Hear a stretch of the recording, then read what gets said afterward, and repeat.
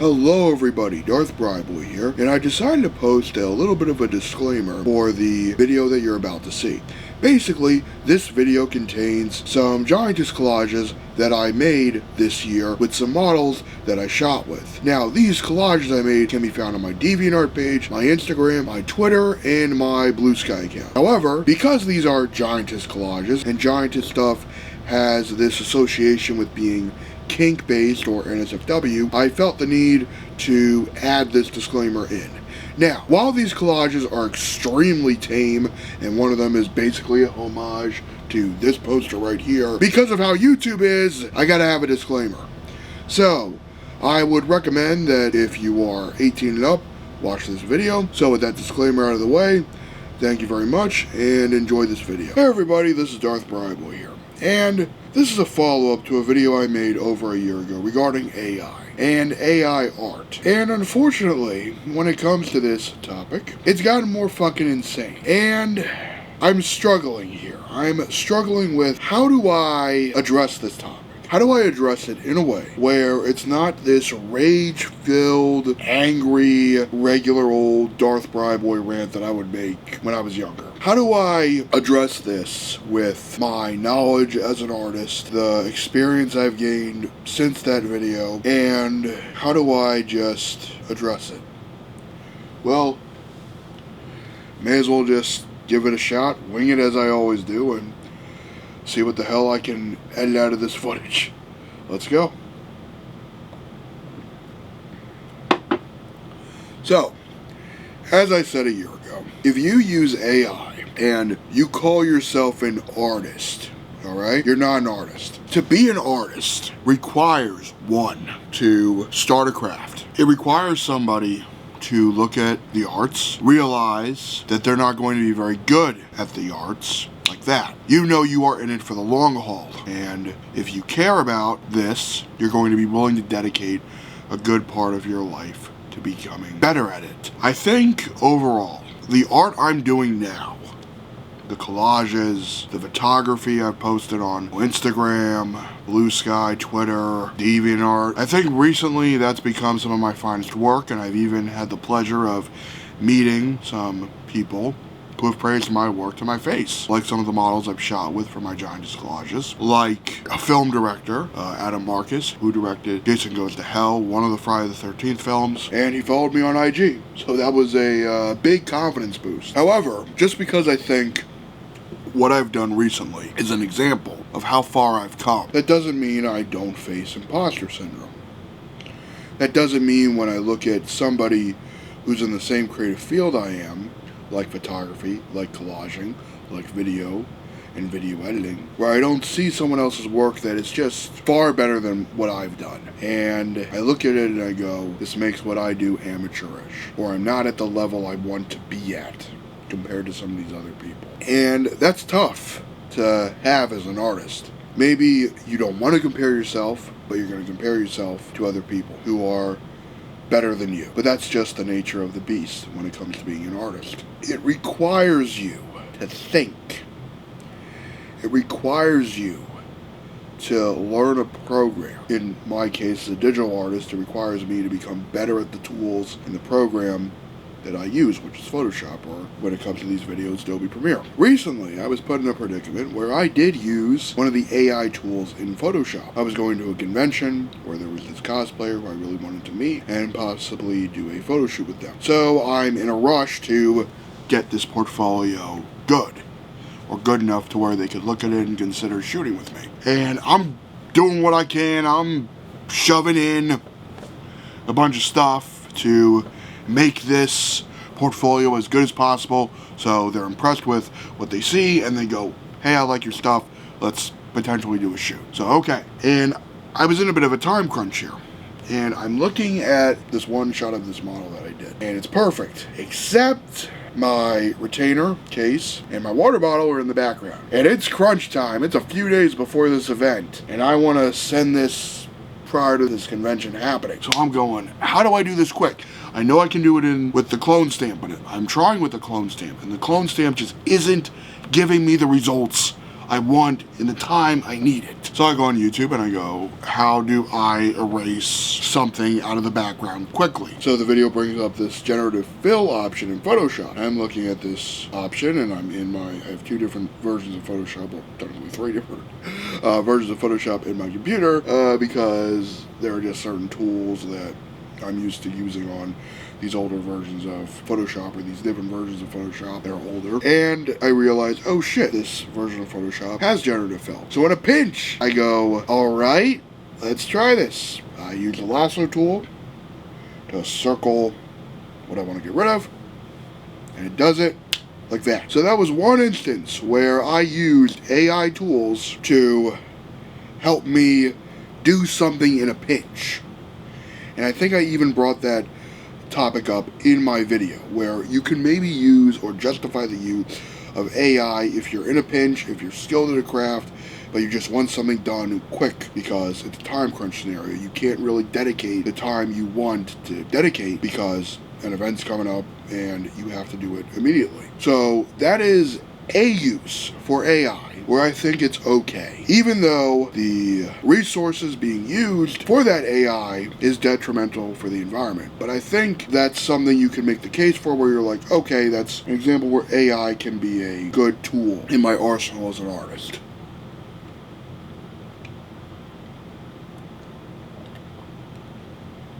But obviously, what I'm talking about in using AI as a, oh shit, I gotta use this because the clone stamp won't give me the results I want in the time I want it. So I surrendered my integrity in a moment to get a piece of art done quicker, or a photograph edited better. So instead of wasting time on, manually getting rid of this fucking water bottle and retainer, I could just focus on the more important things. Getting the lighting better, making it pop more, adjusting the saturation, making this photograph more dynamic and more engaging to the viewer by hand. I'm disappointed, to say the least, by how much AI slop just exists. And we're not going to be able to do anything about it because of this Sword 2 shit, which created these very realistic AI-generated videos. And it's impressive, and I hate it. I hate how impressive it looks. I've bitched about AI on DA many times, because DA is getting overwhelmed with AI slop, where people are just typing some bullshit in, and instead of somebody trying their hand with Photoshop or fucking MS Paint or some other program where they have to try, they just rely on robot that steals other artists' stuff that's going to have a clash of styles. And maybe to the untrained eye, they wouldn't notice. This is the main reason I wanted to make this video. I should have probably gone in with this from the beginning, but I'm going to try to circle back and get my thoughts together more clearly here. When you're an artist, and you actually want to be an artist, there is nothing harder than picking up a pencil, a pen, a marker, going on the computer, getting into Photoshop. I'm saying this if you want to be a collager or photo artist or photographer, because I think in the realm of digital photography, Photoshop is just a lifesaver. You can do so much with Photoshop that you just can't do in camera. I'm shooting on a DSLR right now, and I know if I try to do everything I want to do in camera, I could do it, but it would be trial and error, trial and error, trial and error, trial and error. And that's what film's for, if I'm going to be frank. But also maybe that's the advantage of digital photography, because digital does give you that trial and error without really having to waste anything but time to try to get it right. So that's one advantage of digital versus traditional. But I'm actually talking about the struggle here. The struggle of being an artist is good. It's important because it trains your brain to be more critical, to be more aware of what you're doing. It makes you think more carefully about what you're doing. For example, when I'm making one of my giantess collages, I have to think about the lighting in the photograph. And most of my collages I have shot myself, especially now. I've shot the model, I've shot the background picture. The only thing I haven't shot are the destruction assets. And I'm able to do this type of stuff where it's almost instinctual. Let me tell you something. I wasn't instinctual in 2012. or 2011, when I was just starting out, I was still learning about the basics of Photoshop, the very basics of Photoshop. I'm gonna be honest here, I didn't really understand how to do masking properly, masking in Photoshop properly, until a buddy of mine just said, well, you know, you can just erase in masking and then add back what you've gotten rid of. And I went, wait, what? You can do that? And my buddy was like, yeah.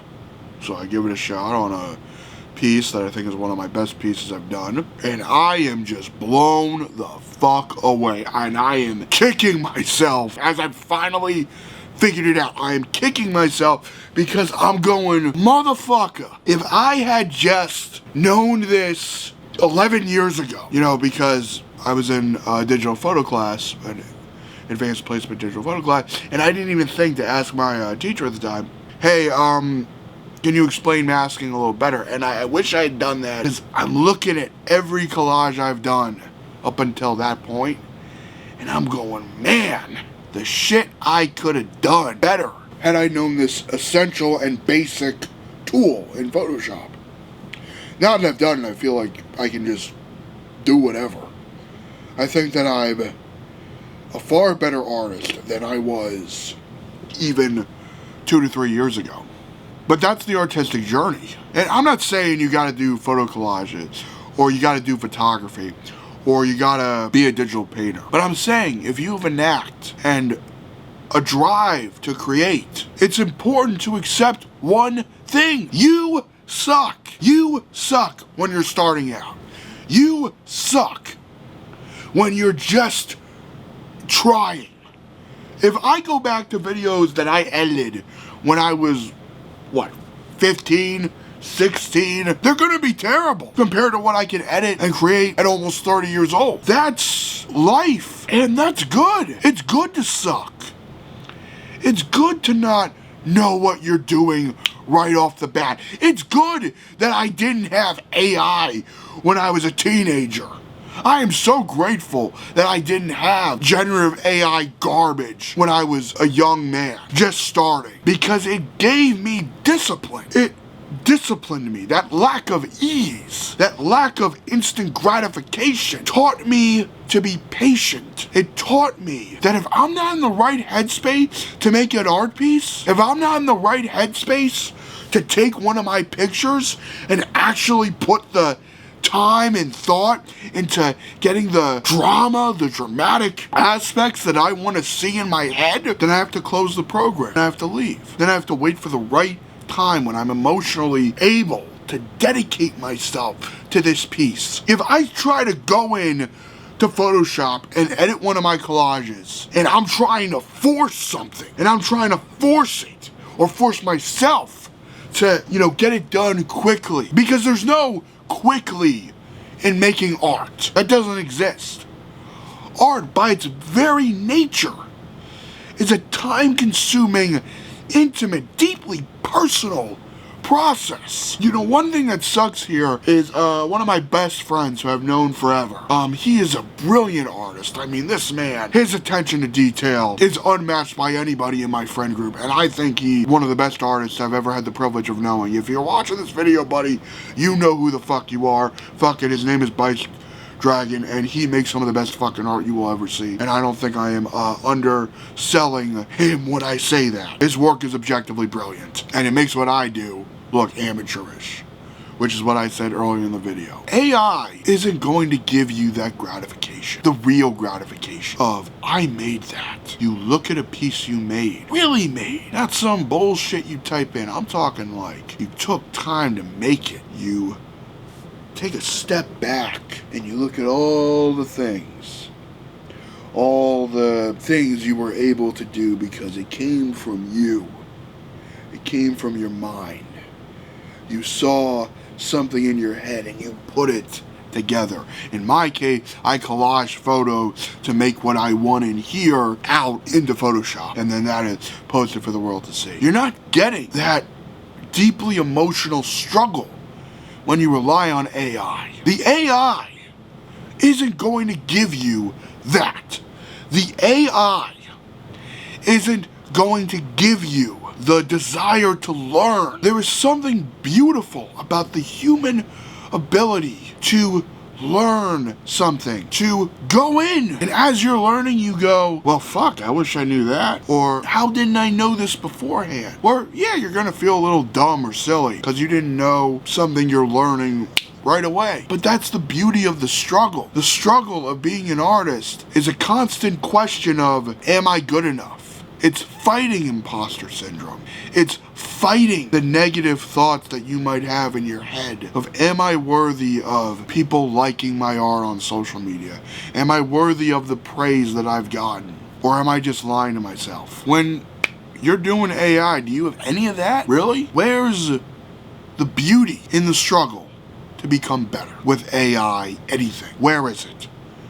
I'm not talking you know, the fucking AI is trained better, or, you know, the software engineers of the AI make it better. I'm not talking about any of that crap. What I'm talking about is, where is that love of a craft? Where is that, I might not know what I'm doing, but I'm going to give it my best shot? I was able to do a model shoot a few months ago, and it was the first time I used a light kit that I got a few years ago.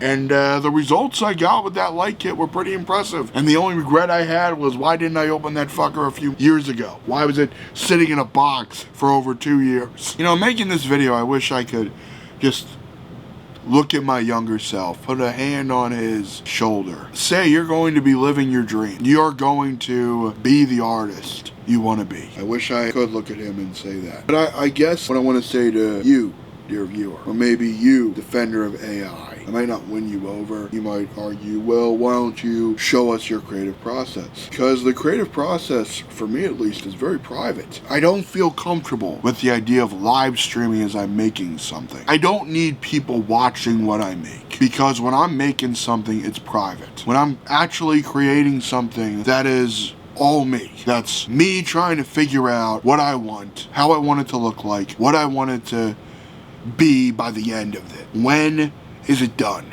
And I guess this is something to paraphrase George Lucas on.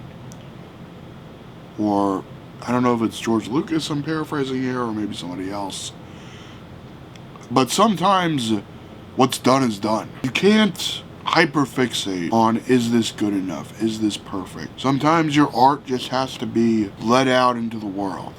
It has to be the bird leaving the nest. I can't, you know, keep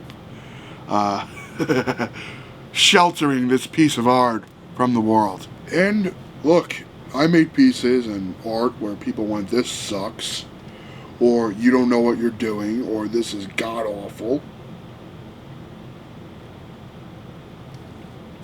Did it hurt my feelings? Of course it fucking hurt my feelings. Of course it was a little kick to the ego. But that's life. And life as a creative person is always going to have people saying you're not good enough. You should stop what you're doing. You don't know what you're doing. And the trick is to just say, screw you all who detract me, who say I'm not good enough as an artist. I'm going to prove you wrong. I'm going to become better. Or my challenge to them is, then you do what I do. And you show me something that you've done that's better.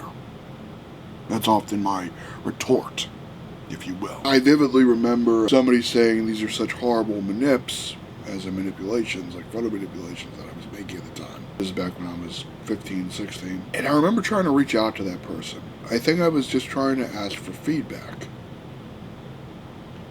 And I'm still that way as I was when I was younger. If I don't know something, or if there's a better way to do it, I want to learn. Because there is something in learning from your critics, if they actually want to see you improve, or are actually interested in an artist trying to improve and be better.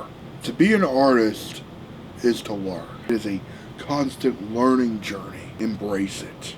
Don't let some machine take away what's already in you. If something came from you, then it's worth a damn. Even if it's not that great, because it's better than some robot doing it. With that in mind, live long and prosper. Thank you for watching this video, and have a great day.